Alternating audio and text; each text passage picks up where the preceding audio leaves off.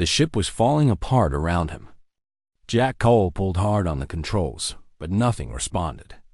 Smoke filled the cockpit and warning lights flashed red everywhere. Through the cracked glass of his viewport, he could see a planet rushing up to meet him. It was green and brown, covered in thick forests and wide plains. It looked peaceful. It did not look like a place where he wanted to die. Jack had been a pilot for 6 years. He had flown through asteroid fields and solar storms. He had faced pirates and hostile aliens. But he had never been in a situation this bad. His fighter had taken heavy damage in a battle with unknown ships. They had come out of nowhere, fast and deadly, and had torn his squadron apart in minutes. Jack was the only one who had escaped, and even that escape was turning into a death sentence. The ground came closer. Jack did the only thing he could do. He braced himself and prayed. The crash was violent. Metal screamed and tore. Jack was thrown forward against his straps, and his head hit something hard. Then everything went black. When he woke up, he was not in his ship anymore. He was lying on cold stone, and his hands were bound behind his back with thick chains. His body hurt everywhere. His head was pounding, and he could taste blood in his mouth. He tried to move, but strong hands pushed him back down. Jack opened his eyes and saw faces looking down at him. They were not human faces. They were alien, with sharp features and skin that was a deep shade of blue. Their eyes were golden and cold, like the eyes of predators. They wore armor made of black metal, and they carried weapons that looked like curved swords. One of them spoke in a language Jack did not understand. The voice was harsh and deep. Another one laughed. Then they pulled Jack to his feet and dragged him forward. They took him through long hallways made of dark stone. Torches burned on the walls, casting orange light and deep shadows. Jack saw more of the blue-skinned aliens everywhere. Some were guards. Some were servants. All of them stopped to stare at him as he passed. He heard them whispering, and even though he did not know their words, he understood their tone. They were curious. They were amused. They thought he was weak.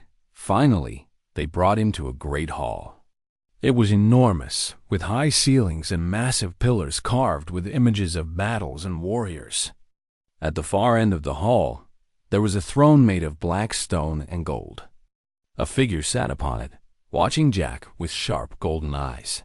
This was High King Tharzan. Jack knew it without being told. The alien king was huge, even bigger than the guards. His blue skin was marked with white scars, and his face was hard and cruel. He wore a crown of black metal, and his armor was covered with symbols that Jack guessed were marks of victory. The guards threw Jack onto the floor in front of the throne. Jack hit the stone hard and grunted in pain. He heard laughter from the crowd that had gathered to watch. The king spoke, and his voice echoed through the hall. A moment later, a smaller alien stepped forward and spoke in broken but understandable English. "The High King asks what manner of creature you are," the translator said. "He has never seen your kind before." Jack lifted his head and looked at the king. "I am human," he said. "From Earth." The translator repeated his words. The king tilted his head, studying Jack like a man might study an insect. Then he spoke again. "The High King says you are small and soft," the translator said. "He says your skin is pale and weak. He asks why he should not kill you now." Jack felt anger rise in his chest, but he pushed it down. Getting angry would not help him here. He needed to think. He needed to survive. "Because I am worth more alive," Jack said. "I am a pilot, a warrior. My people are strong." The translator spoke to the king. Tarzan laughed, a deep and mocking sound. The crowd laughed with him, but not everyone was laughing. Jack noticed her then, standing beside the throne. She was younger than the king, and her blue skin was smooth and unmarked by scars. Her golden eyes were fixed on Jack, and there was no amusement in them. There was only cold curiosity. She was beautiful in the way a blade is beautiful, sharp and dangerous. She wore armor like the warriors, and a sword hung at her hip. Her black hair was pulled back from her face, and a thin crown of silver rested on her head. This was Princess Ziravan, daughter of the king, a warrior in her own right. The king spoke again, and the translator turned to Jack. "The High King does not believe you," the translator said. "He says humans are not warriors. He says you will prove your worth in the arena. You will fight their beasts. If you survive, you may live another day. If you die, you were never worth keeping." The crowd cheered. They wanted blood. They wanted entertainment. Guards grabbed Jack and pulled him away from the throne. As they dragged him toward the doors, Jack looked back one last time. The king had already turned away, bored with the human prisoner. But the princess was still watching him. Their eyes met for a brief moment. Jack saw something in her gaze that he did not expect. It was not hatred or contempt. It was interest. She wanted to see what he would do. Jack was thrown into a cell deep beneath the arena. The walls were wet with moisture, and the floor was covered with old straw. He could hear sounds from above, the roars of crowds and the screams of dying creatures. This was where prisoners came to wait for death. Jack sat down against the wall and closed his eyes. He thought about his home, about Earth, about the people he had left behind. He thought about his mother and his father. He thought about the friends he had lost in the battle. Then he opened his eyes and looked at the chains on his wrists. He was not dead yet. And as long as he was alive, he would fight. That was what humans did. They fought. They survived. They refused to give up. Tomorrow, they would throw him into the arena. They expected him to die quickly. They expected him to scream and beg. They were wrong. Jack Cole was human. And humans did not break so easily. The arena was a circle of sand surrounded by high stone walls. Above the walls, thousands of Kairani sat in rows of seats, watching and waiting for blood. The morning sun was hot and bright, and Jack could feel sweat running down his back as the guards pushed him through the iron gates. They had given him a weapon. It was a short blade, old and dull, the kind of thing they gave to prisoners who were meant to die. Jack held it in his hand and tested its weight. It was not much, but it was something. The crowd roared when they saw him. They pointed and laughed at the pale, small creature standing alone in the sand. Jack ignored them. He looked around the arena, studying the walls, the gates, the sand beneath his feet. He needed to understand this place if he was going to survive it. A horn sounded, deep and loud. One of the gates on the far side of the arena began to open. Jack heard something moving in the darkness beyond, something big and angry. Then it came out into the light. The beast was massive. It stood on 4 legs, with thick scales covering its body like armor. Its head was flat and wide, filled with rows of sharp teeth. Its eyes were small and red, burning with hunger. It saw Jack and let out a terrible roar. The crowd cheered. They knew what was coming. They had seen this beast kill many prisoners before.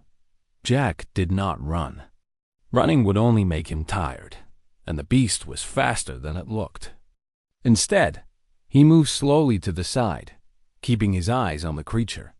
He watched how it moved, how it turned, how it prepared to attack. The beast charged.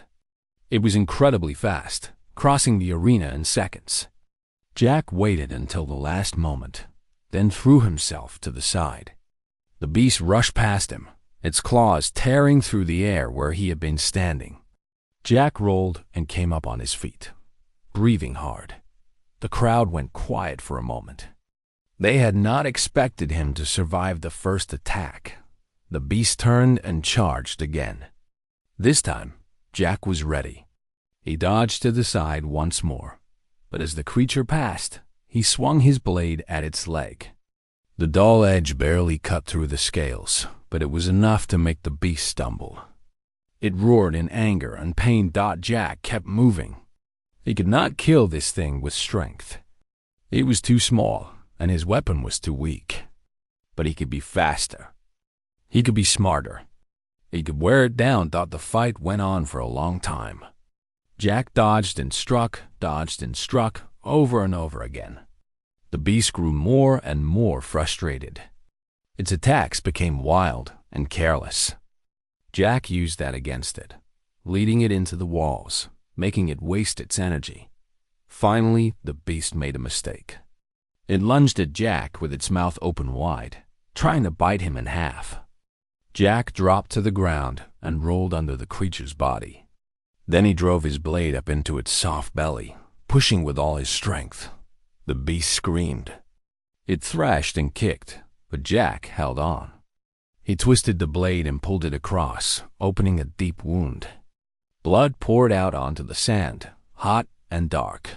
The beast fell. It twitched for a few moments, then went still.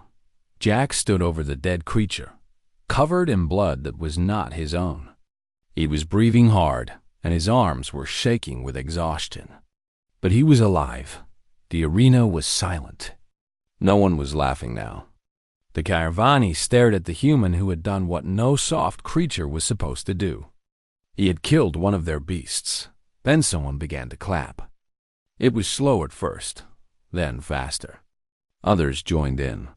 Soon the entire arena was filled with the sound of applause. The Caravani did not cheer for mercy. They cheered for victory. And the human had won. Jack was taken back to his cell.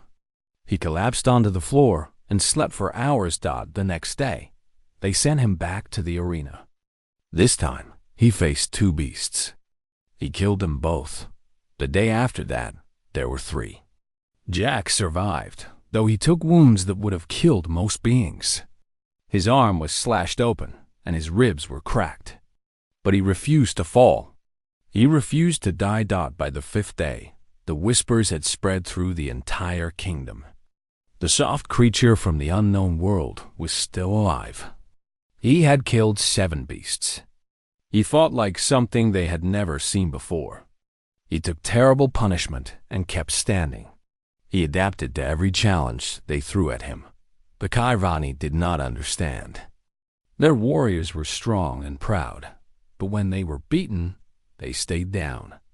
This human was different. No matter how badly he was hurt, he got back up. It was as if he did not know how to quit. Princess Zuraven watched every fight from her seat beside her father. She said nothing, but her golden eyes followed Jack's every move.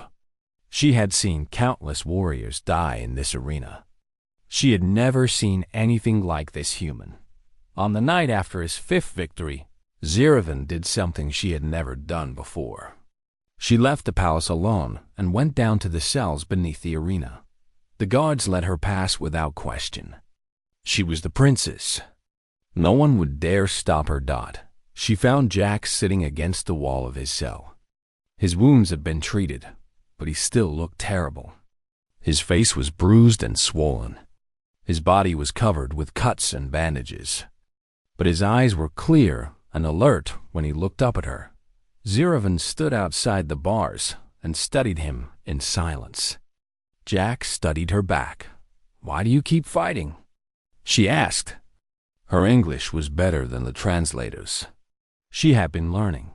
Jack thought about the question. "Because I am not dead yet," he said. "That is not an answer. It is the only answer that matters." Zuraven tilted her head. "My people think you are weak," she said. "They think humans are soft and fragile. But you do not break. Why?" Jack smiled, though it hurt his split lip. "Humans are not the strongest," he said. "We are not the fastest. We are not the biggest. But we do not give up. That is what makes us dangerous." Zuraven was silent for a long moment. She looked at this strange creature, this being from a world she had never heard of. and she felt something she had not felt in a long time. She felt respect. "Tomorrow, you will face the champion of the arena," she said. "He is called Drathkon. He is my betrothed. He has never been defeated." Jack nodded slowly. "Then I will be the first to defeat him." Ziravan almost smiled. "You are either very brave or very stupid."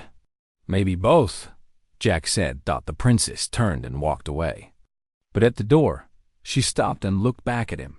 "Survive tomorrow, human," she said. "I want to see what happens next." Then she was gone, leaving Jack alone in his cell with nothing but his thoughts and the distant roar of the crowd above. The morning brought a surprise. Instead of being taken to the arena, Jack was brought to the throne room. Guards in black armor escorted him through the palace, past servants who stopped to stare and nobles who whispered behind their hands. Word of the human victories had spread far and wide. Everyone wanted to see the creature who refused to die.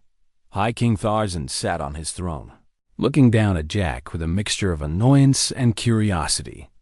The human had become a problem. He was supposed to die quickly and be forgotten. Instead, he had become famous. The common people were talking about him. Some were even starting to admire him. This could not be allowed to continue. Princess Ziravan stood beside her father, her face calm and unreadable. Next to her stood a massive warrior, even bigger than the king himself.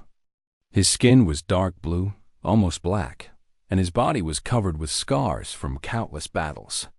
His golden eyes burned with cold fury as he looked at Jackdawn.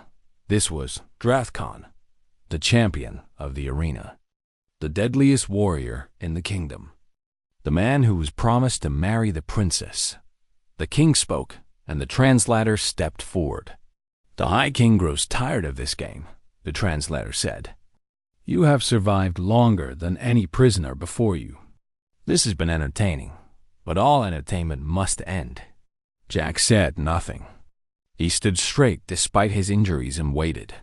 "Tomorrow, you will face Drathkon in single combat," the translator continued. "He has killed over 300 opponents in the arena. He has never lost. When he kills you, this foolishness will be over." Drathkon smiled at Jack. It was not a friendly smile. It was the smile of a predator looking at its prey. "But the High King is generous," the translator said. "He wishes to make this final fight more interesting. If you somehow manage to defeat Drathkon, you will be granted your freedom." A murmur went through the crowd of nobles who had gathered to watch. Freedom for a prisoner was rare.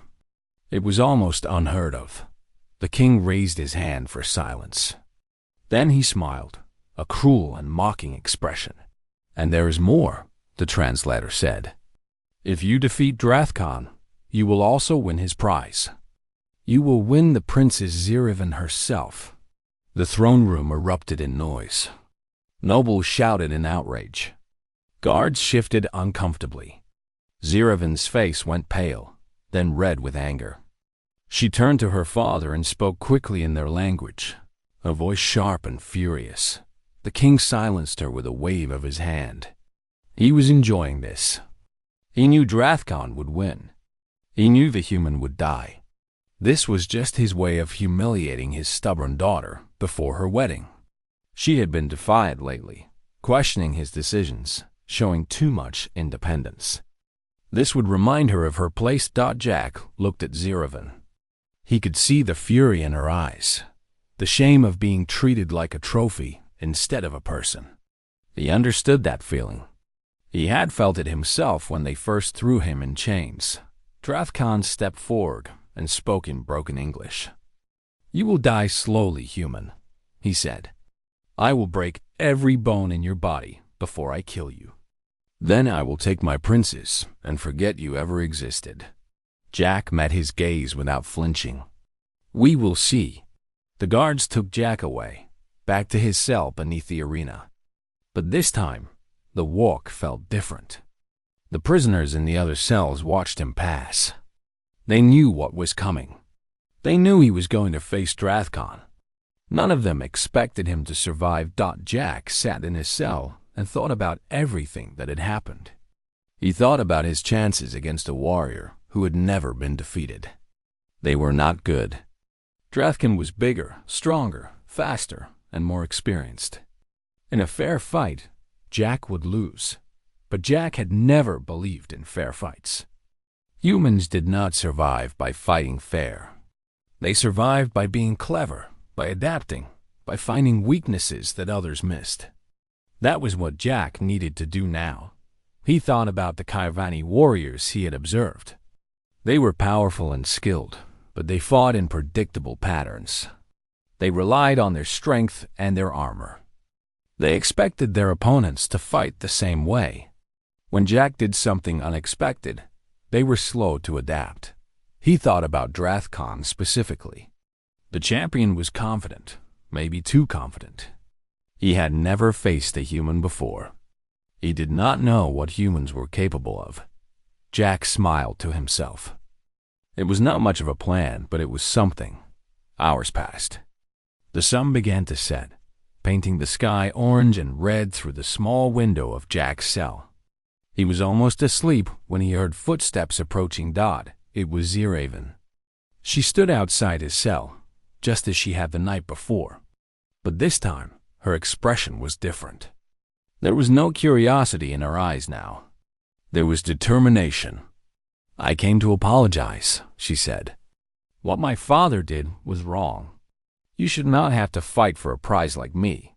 Jack stood up and walked to the bars. "It was not your fault. It does not matter whose fault it was. I am still ashamed." She paused, looking at him with those golden eyes. "I do not want to marry Drathkon. He's cruel and proud. He cares nothing for me. To him, I am just another trophy." "Then why are you marrying him?" "Because my father commands it. Because it is tradition. Because I have no choice." Her voice was bitter. "That is what my life has always been. No choice. No freedom. I am a princess, but I am not free." Jack understood. He had seen the same thing on Earth in different forms. People trapped by circumstances, by expectations, by the decisions of others. It was not fair. It was never fair. "What if I win?" he asked. Ziraven looked at him in surprise. "You cannot win. Drathkon is the greatest warrior we have ever known." "That does not answer my question. What if I win?" She was silent for a long moment. Then something changed in her face. The shame and anger faded, replaced by something else. Hope, maybe. Or perhaps just the desire to believe that things could be different. She reached through the bars and took his hand. Her skin was cool and smooth, and her grip was strong. "Beat him, human," she said, her voice low and intense. "Beat him, and you win me." Jack looked into her eyes and saw what she really meant. This was not about being a prize. This was about freedom. If he won, she would have a choice for the first time in her life. She could decide her own future. "I will do my best," Jack said. Ziraven squeezed his hand once, then let go. "I know you will," she said. "That is why I am here. Because you are the first person I have ever met who truly fights for what they believe in." She turned and walked away, her footsteps echoing in the darkness. Jack watched her go, then sat back down against the wall. Tomorrow, he would face the greatest warrior in the kingdom. Tomorrow, he would probably die. But he would not die without a fight. And maybe, just maybe, he would find a way to win. For himself. For his freedom. And for the warrior princes who had shown him that even in the darkest places, there was still something worth fighting for. The arena had never been so full. Every seat was taken, and thousands more Kirvani stood in the spaces between, pushing and shoving for a view. They had come from all across the kingdom to see this fight. The human who refused to die against the champion who had never lost. It was the greatest spectacle anyone could remember. Jack stood at the gates, waiting for them to open. His wounds from the previous fights had mostly healed, but his body was still tired and sore. He had been given a proper sword this time, sharp and well-balanced. The Caravani wanted a real fight, not a quick execution. They wanted entertainment. The gates opened, and Jack walked out into the sand. The sun was high and hot, beating down on him without mercy. The crowd roared when they saw him, a sound so loud it shook the air itself. Some cheered for him. Most cheered for his death. Jack looked up at the royal box where the king sat on his throne. Ziravan was beside him, her face pale but her eyes fixed on Jack. She gave him the smallest nod, so small that no one else would notice. Jack nodded back. Then the gates on the other side of the arena opened, and Drathkon walked out. The champion was even more terrifying up close. He stood nearly 7 feet tall, his body thick with muscle and covered with the scars of countless battles. He wore heavy armor made of black metal, and he carried a massive sword that looked like it weighed as much as Jack did.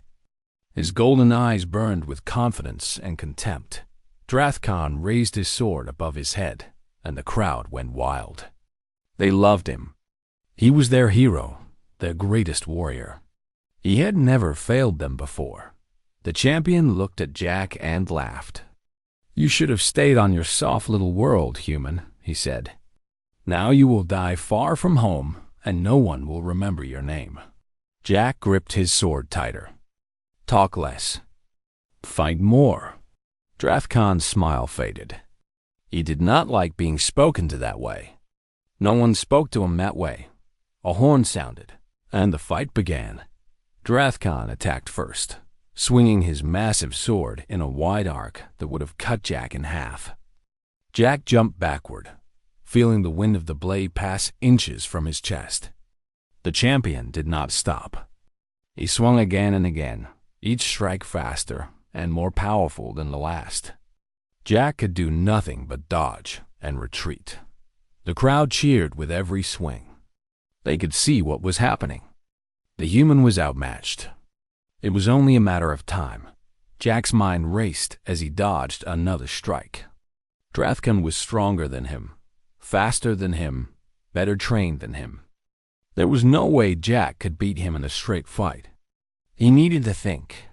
He needed to find an advantage. He remembered what he had observed about the Caravani. They were powerful, but they had weaknesses. Their joints, where the armor did not cover. Their necks, which were long and exposed when they lunged forward. And something else, something he had noticed during his fights with the beasts. The Caravani had excellent vision, but they were sensitive to sudden changes in light. When the sun shifted or a shadow moved quickly, they blinked and looked away for a moment. It was a tiny weakness, barely noticeable. It was a tiny weakness. Vika's Maradi weakness. But Jack had noticed it. He needed to use it. Drathkon swung his sword down in a crushing overhead blow. Jack rolled to the side, letting the blade smash into the sand where he had been standing. As he came up, he kicked sand into the air, directly into the champion's face. Drathkon roared in anger and stumbled back, rubbing at his eyes. The crowd gasped. No one had ever done that before. It was considered dishonorable, a coward's trick. Jack did not care about honor. He cared about winning.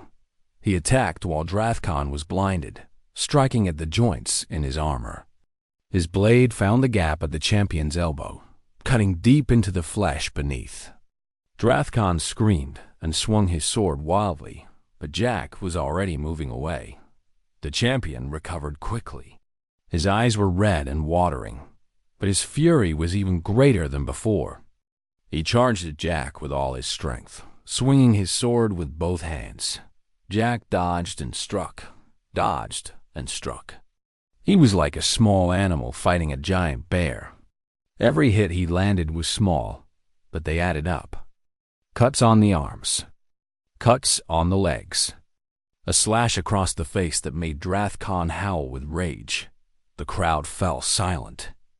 They could not believe what they were seeing. The human was actually hurting their champion. It was impossible. It was wrong. But it was happening. Drath single quotes. Khan grew desperate. His attacks became wild and uncontrolled. He was losing blood from a dozen wounds, and his movements were getting slower. But he was still dangerous. One good hit would end the fight. Jack was tired too. His arms burned with exhaustion, and his lungs felt like they were on fire. He had taken several glancing blows, and his side was bleeding where Drathkon's sword had caught him. He could not keep this up much longer. He needed to end it now. Drathkon raised his sword for one final, devastating strike. He put all his remaining strength into it, determined to crush the human once and for all. Jack saw his chance. Instead of dodging away, he ran forward, directly at the champion. Drathkon's eyes widened in surprise. He had not expected that. His swing was already in motion, too high to hit the human who was now rushing under his guard. Jack drove his sword upward, aiming for the gap in the armor at Drathkon's throat. The blade struck true. Drathkon froze. His sword fell from his hands and landed in the sand with a heavy thud. He looked down at the human standing before him, at the sword buried in his neck, and his golden eyes filled with disbelief. Then he fell.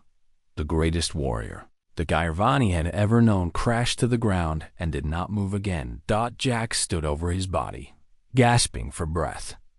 His sword was still in his hand, covered with dark blue blood. His legs were shaking, and he felt like he might collapse at any moment. But he did not collapse. He stayed on his feet because that was what humans did. The arena was completely silent. No one moved. No one spoke. They could not process what they had just witnessed. Their champion, their hero, their undefeated god of war had been killed by a small, soft creature from an unknown world. Then, slowly, someone began to clap. It was a single sound in the silence, lonely and uncertain. But others joined in. Then more. The clapping became applause, and the applause became cheering. They were not cheering for Drathkon anymore. They were cheering for Jack. The king sat frozen on his throne, his face twisted with shock and anger. He had never expected this. It was not supposed to happen this way. Ziravan rose from her seat. Her golden eyes were bright with tears, but she was smiling. For the first time in her life, she was truly smiling. Jack looked up at her, and despite everything, despite the pain and the exhaustion and the blood, he smiled back. He had done it. He had one dot, and now everything was going to change. The throne room was silent. Every noble, every guard, every servant stood frozen, waiting to see what would happen next. The tension in the air was so thick it felt hard to breathe. Jack stood before the throne, cleaned of blood, but still bearing the marks of his battle. His wounds had been treated by the royal healers, though they had done so reluctantly.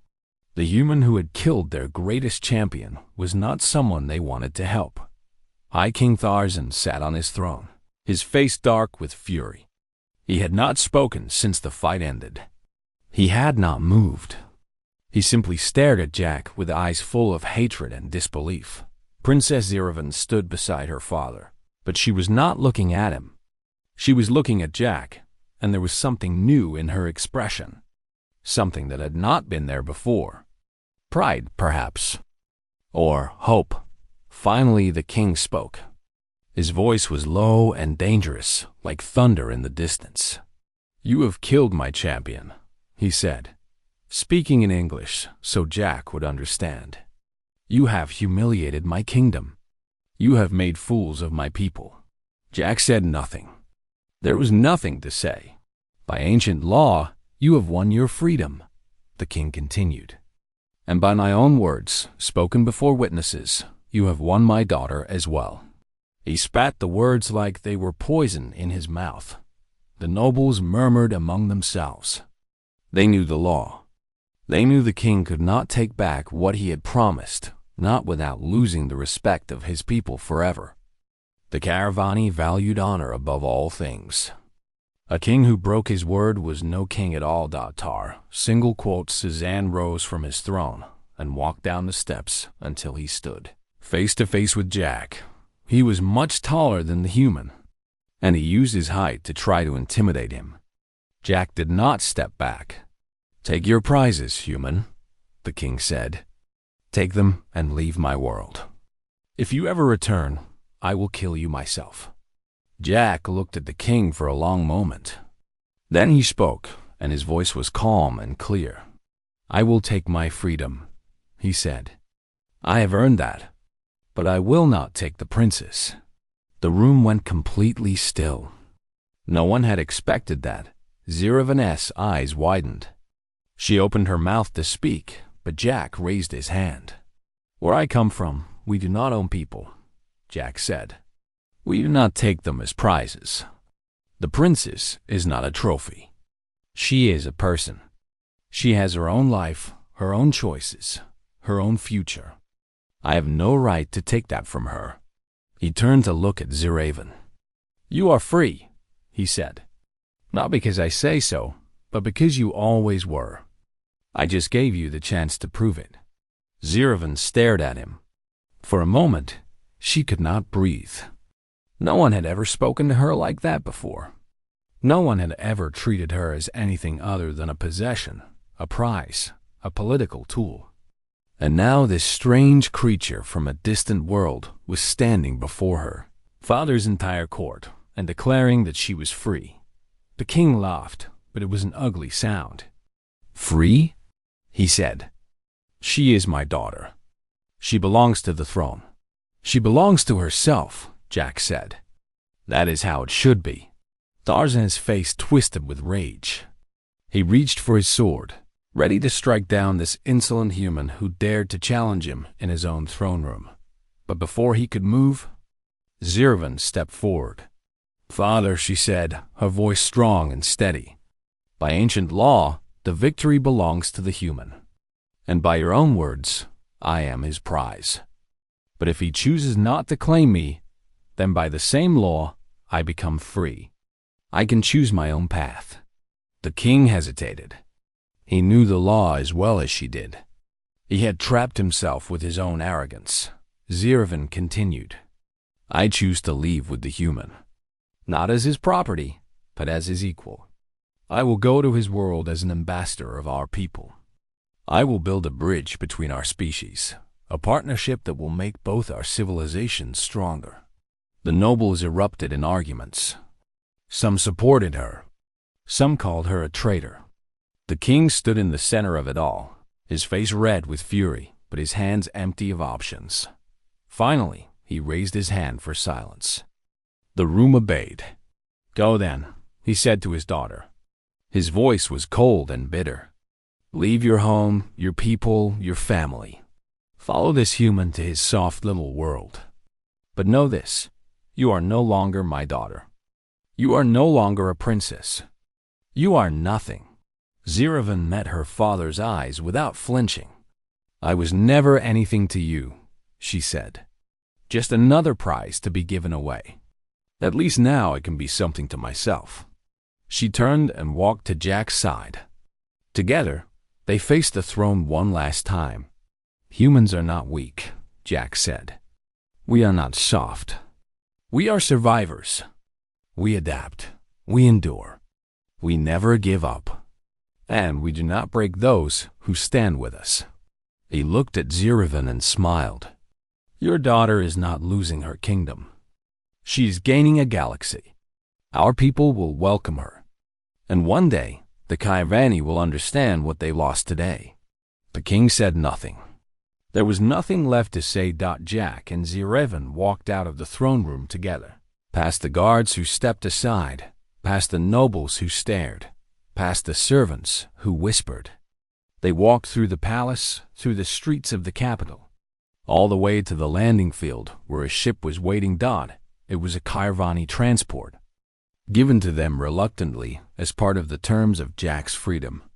It was not much, but it would get them to the edge of the system where Jack could send the signal to Earth Dot as they boarded the ship. Ziravan paused at the door. She looked back at her world, at the kingdom she had known all her life, at the home she was leaving behind forever. "Do you regret it?"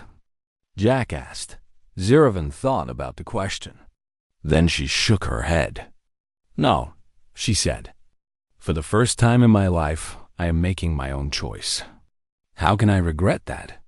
Jack nodded. He understood. They entered the ship together and closed the door behind them. Minutes later, the engines roared to life and the transport lifted off the ground. It rose higher and higher until the kingdom below was just a speck among many, until the planet itself became just a sphere of green and brown against the black of space. Ziravan sat beside Jack in the cockpit, watching the stars spread out before them. It was beautiful and terrifying and wonderful all at once. "What happens now?" she asked. "Now we go home," Jack said. "My home, I mean Earth. Will your people accept me?" Jack smiled. "They will be fascinated by you. And when they hear your story, they will respect you. Humans admire courage, no matter where it comes from." Ziravan smiled back. It was still a strange expression on her face, unfamiliar after so many years of hiding her true feelings. But it was getting easier. "Then let us go," she said. "Let us show the galaxy what happens when human endurance meets Kirvani strength." Jack set the coordinates and activated the jump drive. The stars stretched into lines of light as the ship leaped forward into the unknown. Behind them, the warrior princess had left her old life forever. Ahead of them, a new future waited, full of dangers and wonders that neither of them could imagine, but they would face it together. A human pilot and a Kirvani warrior, bound not by law or conquest, but by respect and choice. The galaxy would never be the same.